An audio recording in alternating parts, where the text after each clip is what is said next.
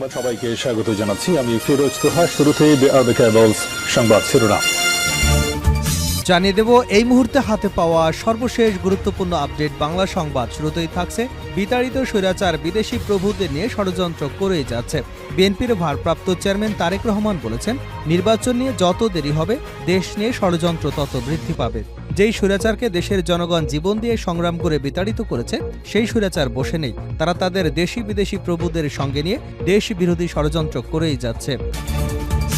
এবারে জানাবো জ্বালানি খাতে 3 মাসে 370 কোটি টাকা সাশ্রয়, বললেন জ্বালানি উপদেষ্টা।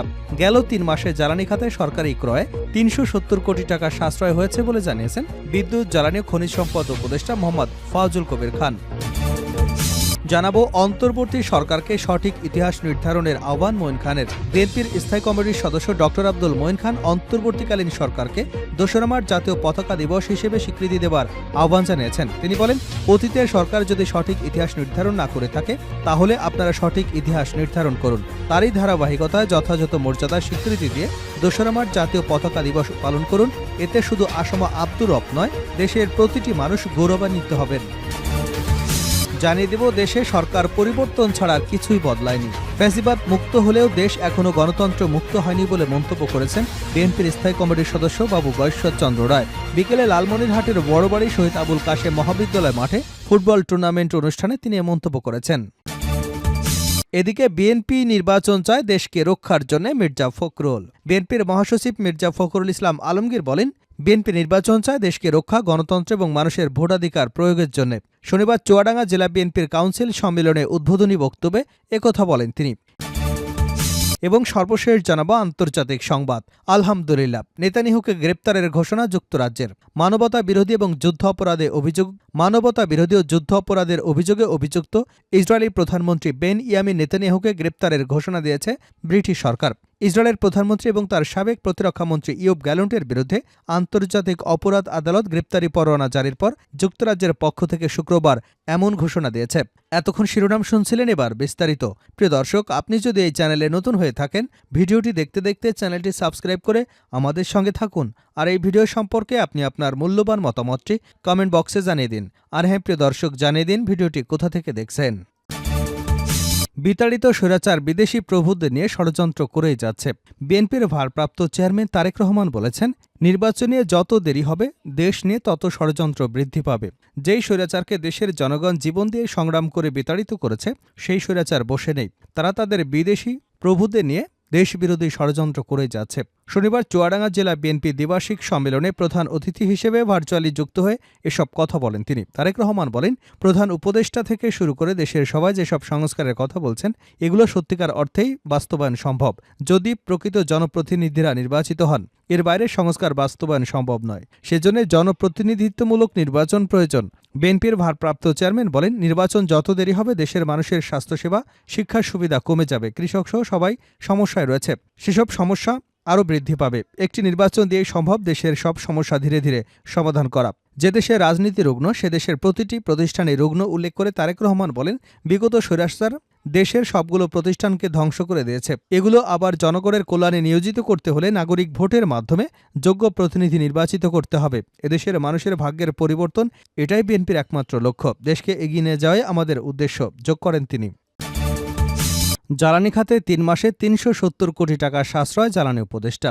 গেল 3 মাসে জ্বালানি খাতের সরকারি ক্রয়ে 370 কোটি টাকা সাশ্রয় হয়েছে বলে জানিয়েছেন বিদ্যুৎ জ্বালানি ও খনিজ সম্পদ উপদেষ্টা মোহাম্মদ ফাউজুল কবির খান। শনিবার রাজধানীর হোটেল ওয়েস্টিনে শিল্প খাতে জ্বালানি সংকট নিয়ে বাংলাদেশ চেম্বার অব ইনস্টিটিউশন আলোচনা সভায় একথা বলেন তিনি। মোহাম্মদ ফাউজুল কবির খান বলেন, নবায়নযোগ্য জ্বালানির দিকে এগিয়ে যেতে হবে। চলতি সপ্তাহে 40টি নবায়নযোগ্য জ্বালানি প্রকল্পের দরপত্র দেওয়া হবে। জ্বালানি উপদেষ্টা বলেন, পাবলিক সেক্টরে প্রতিযোগিতার অভাব রয়েছে। টিকে থাকতে হলে ঘুষ বাণিজ্য থেকে বের হতে হবে।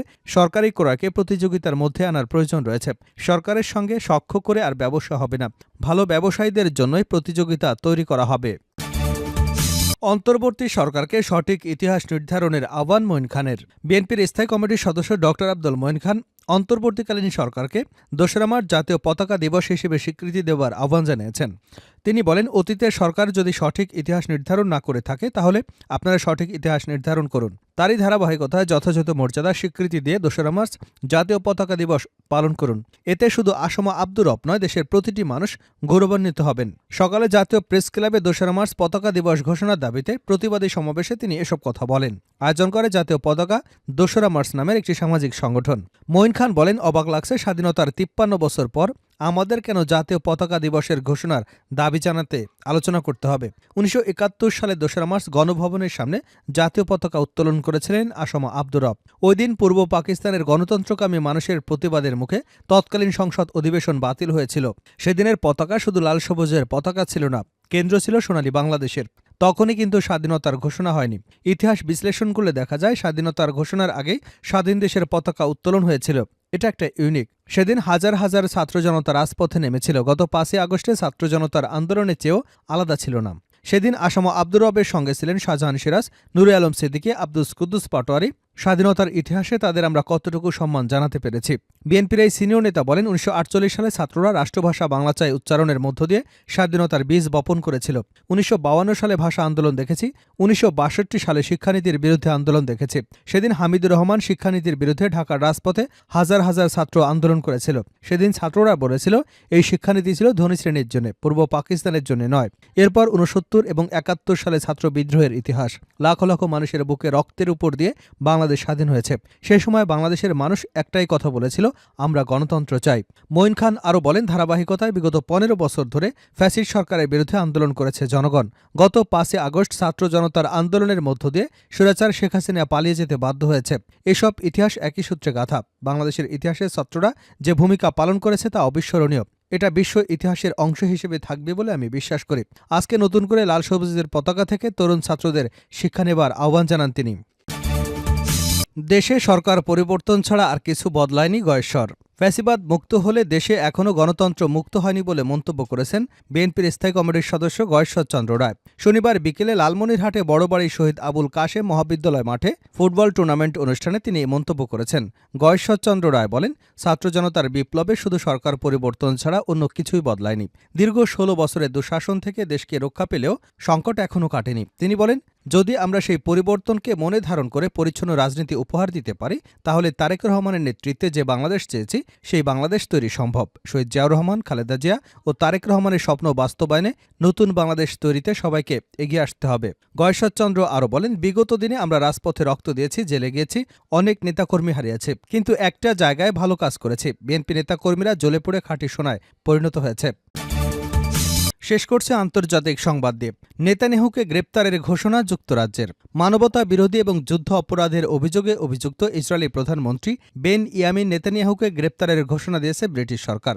ইসরায়েলের প্রধানমন্ত্রী এবং তার সাবেক প্রতিরক্ষামন্ত্রী ইয়োব গ্যালন্টের বিরুদ্ধে আন্তর্জাতিক অপরাধ আদালতে গ্রেপ্তারি পরোয়ানা জারির পর যুক্তরাজ্যের পক্ষ থেকে শুক্রবার এমন ঘোষণা দেওয়া হয়েছে।